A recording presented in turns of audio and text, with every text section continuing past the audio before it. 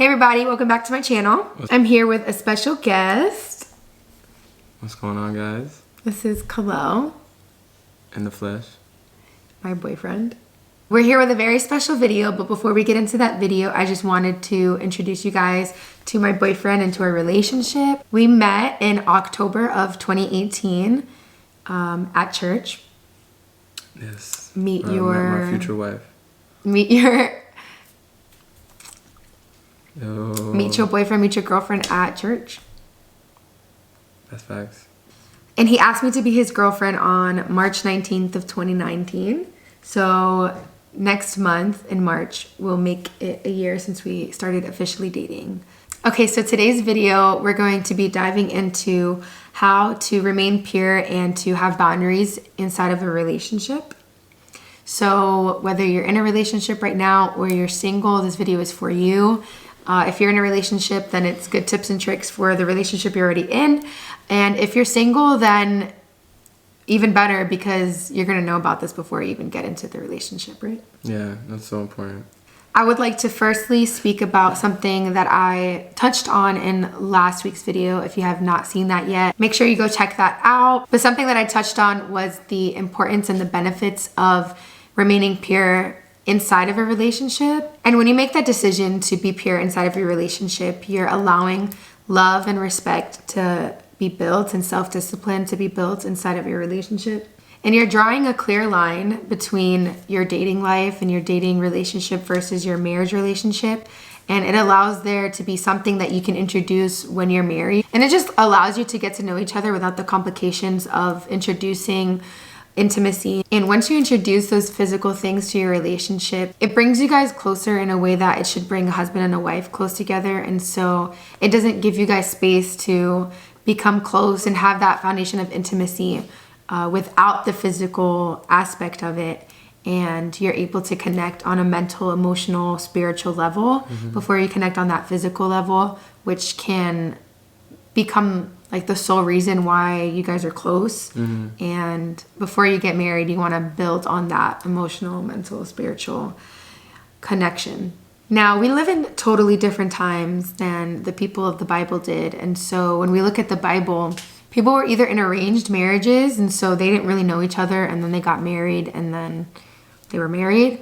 Or somebody just said, okay, that's my wife, I'm gonna marry her. There was no long dating and engagement process, and so people didn't really have to struggle with purity before they entered marriage. But now we live in a time where we go years before we even decide to get engaged, and then once we're engaged, we go another year before we get married. And so there's a long time in between, you know, us getting to know each other and us getting married and actually able to be physical, because we're guarding ourselves from that. And so that long period of time can cause some tension to arise and can cause some passions to arise. And so it's a lot more difficult, I believe, than it was back in the Bible times to remain pure before marriage. But I know that it's not impossible, and it's totally possible. And today we want to give you guys our best tips and our best resources to make that possible for you. You can walk into marriage being able to say that you guys both decided to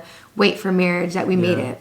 So with that being said, some advice that I would give, these are just like suggestions. This is not like a guideline, it's more like suggestions to make it a little bit easier on yourself. These are things that I believe would be wise. Like if you could do this, then do it. And one of them being, get married as soon as you can. If you know that that person's the one, just get married. If you are able to, if you're financially stable for it, or if you know that that person's the one, like don't wait so long to get married. It's just not wise.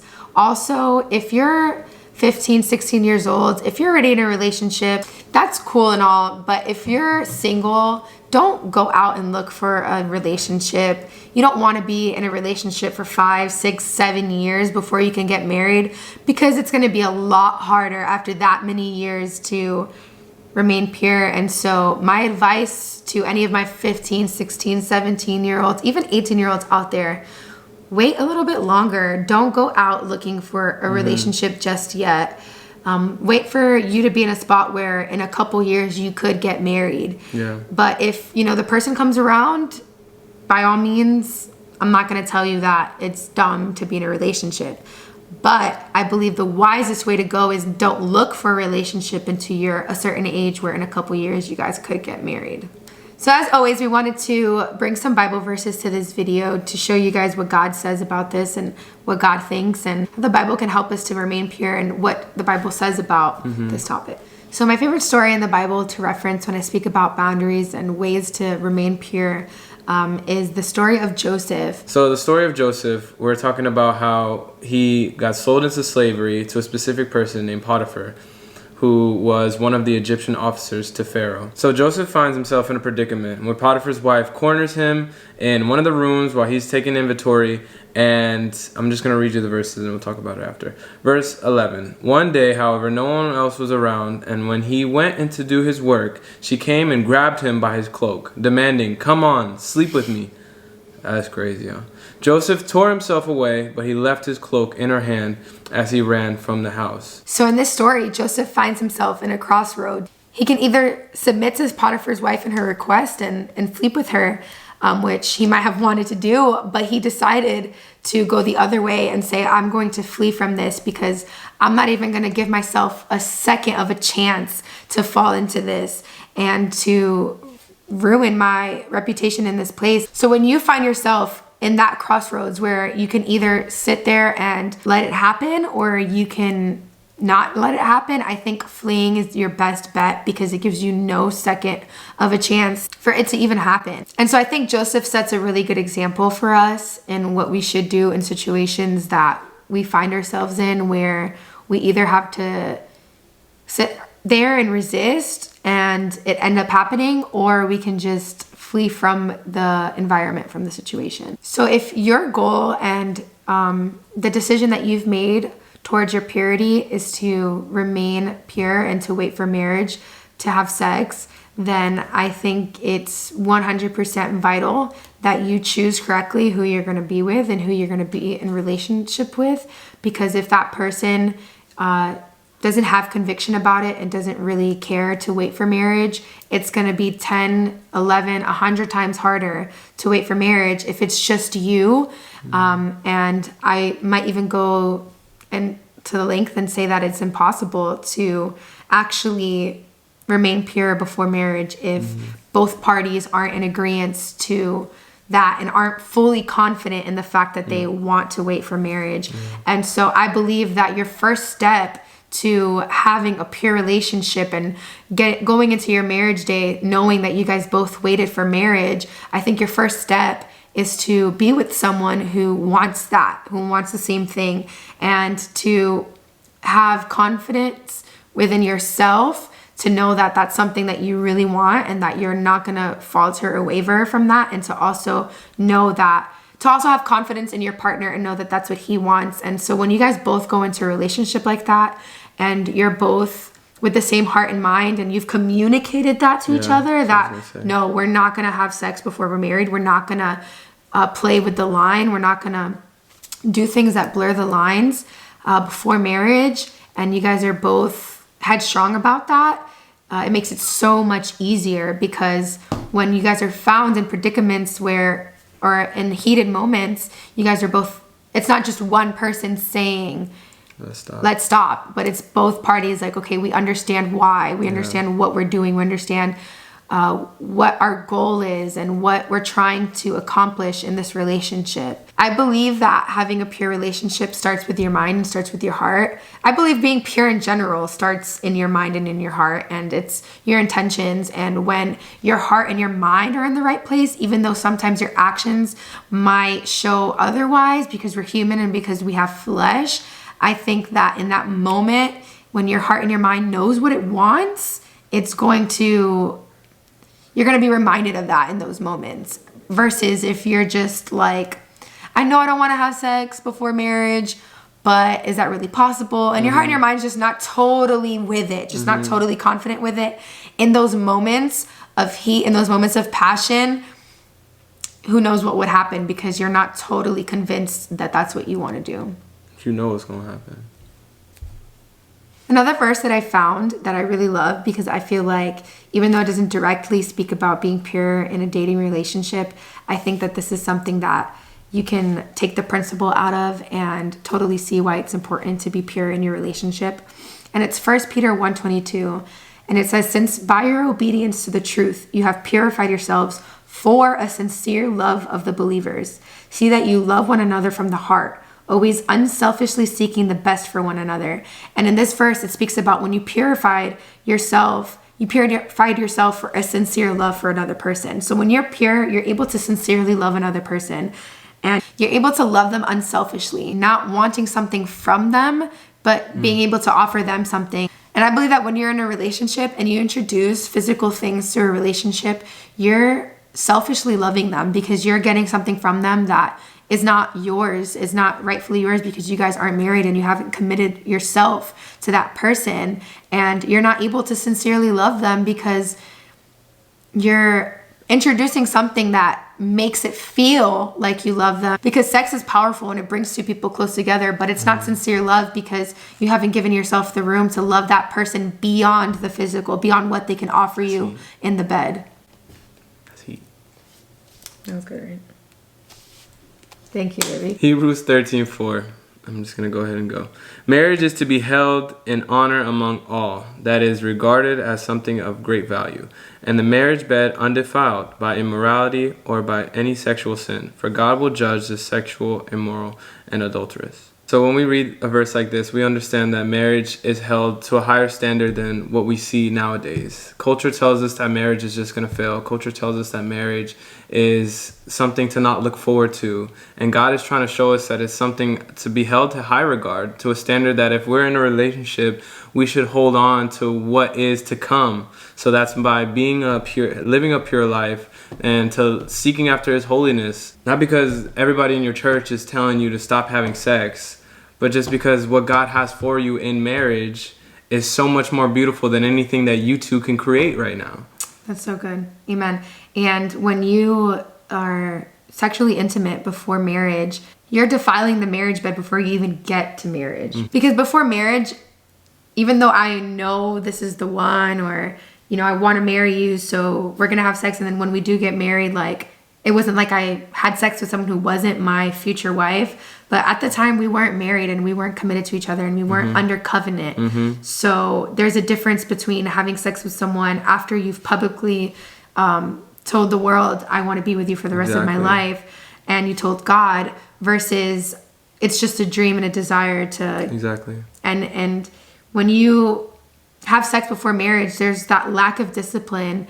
And when you have that lack of discipline outside of marriage, not saying that your marriage will fail because there won't be discipline in your marriage, but I think that when you decide to stay pure and you discipline yourself in that way with each other, once you get to marriage, it's a lot easier to be disciplined and say, I'm only going to seek pleasure from my wife or my husband, versus I remember how it felt to do something that wasn't right, and that was having sex with my boyfriend or my girlfriend. And so now that I'm married, I'm yearning for that feeling again, that I want to do something that doesn't really feel right, because now that I'm having sex with my husband or my wife, it's something that is right, so it's kind of boring. It lost that taste of this is something wrong. Yeah. So Stephen Chandler, one of our favorite preachers that we watch, he said something so amazing. So God never intended for us to sit on the couch and watch Netflix and it go not where God intended it to go.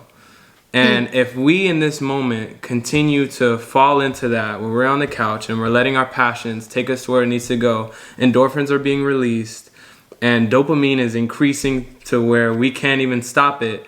And when we get into marriage, all that feeling that we felt before, we're not going to be able to feel that same feeling.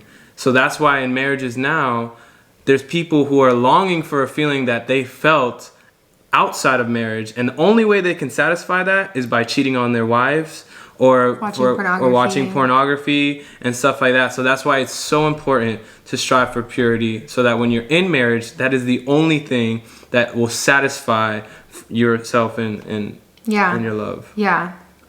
You don't want to become addicted to a feeling of sexual pleasure in a wrong way. Now, our hope and our prayer for all of you guys is that you guys can make it to marriage, and that you and your boyfriend, your girlfriend, your fiance, and then your future wife or your husband, you guys can say, we made it to marriage, and we waited to have sex. We waited to do things that were physical, and we were pure in our dating relationship. And so since that's our hope and our prayer for you guys, we want to give you guys our advice. And this isn't concrete. This isn't what you have to do step by step. This is just what we learned and what we did and what we're doing, so that we can say when we get married that we waited. And this is what's just working for us.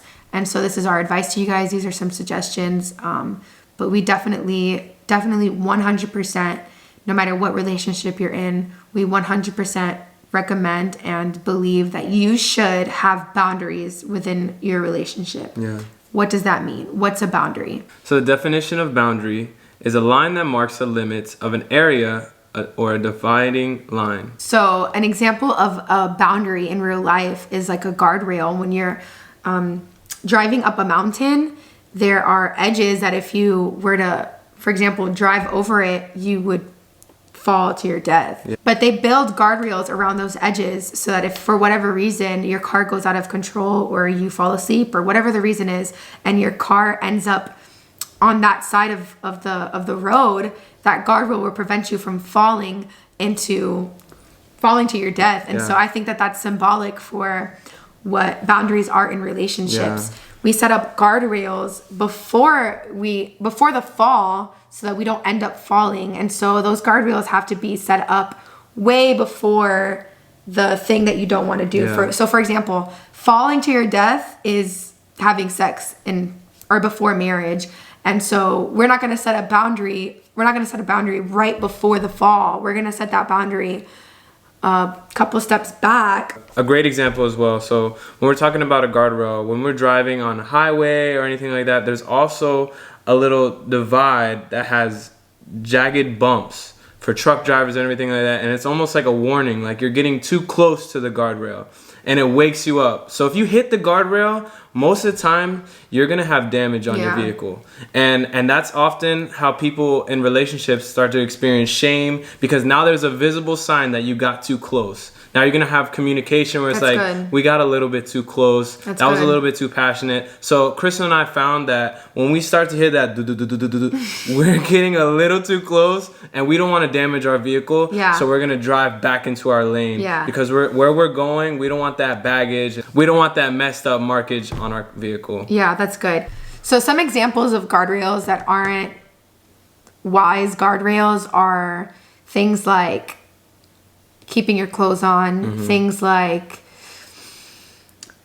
oral sex. Like, as long as it's not penetration, then it's not sex. But that's not true. That's a lie. That's also an act of impurity and an act of intimacy. So things like oral sex and dry humping and hand jobs, those kinds of things, those aren't guardrails. Those are things that you shouldn't even be doing. So the guardrail should be way beyond those things. And so a guardrail would be not being alone together. A guardrail would be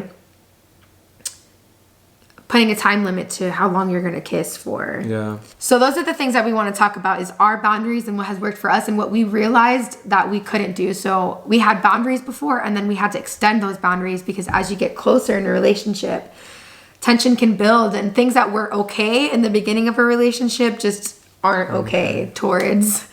And things that aren't okay in the beginning are now okay. Some things could be okay, like some things. So you just like work with each other, work with the relationship, see what's good and what's not, but be totally 100% honest with yourself and honest with your partner on what could potentially lead to doing something that isn't pure and might not be sex, might not be penetration, but is something that you shouldn't even be doing before marriage. So for us, for example, when we started our relationship, we said there were like 3 huge boundaries. I mean, we had a list of them, but I think there were 3 that were our main, like, okay, these are like no-goes. And one was not being alone together. That's a huge thing. I don't think any couple can handle being outside of the boundary of being alone together, because when you're alone together, you're vulnerable. Yeah, you have no one to hold you accountable. I know it's wrong because I'm doing it in front of them, and I know that they're going to think it's wrong. So it just totally safeguards anything from happening. We think, before I even get into the boundaries, like we really think that we have all this willpower and we have all this strength, and that if we know we're not gonna have sex before marriage, we can be alone together and it won't be a huge deal. But we've learned that you can't trust yourself. You can't trust yourself because we're made up of flesh and spirit, and our flesh can be strong and our spirit is willing, but our flesh is strong. And so in those moments, we can't rely on ourselves or on our partner to stop what's happening if we're alone. I think it's so much better that if we decide never to be alone, then it'll completely eliminate, you can't have sex with someone around you. So that'll completely eliminate that. So don't be alone. That's our huge point of advice. Since we made that clear in our relationship, never to be alone, there were certain things that we kind of allowed since we knew that there were people around and things wouldn't happen. But as we progressed into a relationship, we realized even if people are there, it's just not wise. And one of those things was while we watched a movie or we watched a show with my brother or, you know, with someone there, we would allow ourselves to lay down on the couch together. So like lay down vertically on the couch. And that's just a recipe for disaster. That's not, I mean, in the beginning, it wasn't hard for us. Like, it wasn't like, oh, if we lay down on the couch together, like things would go down.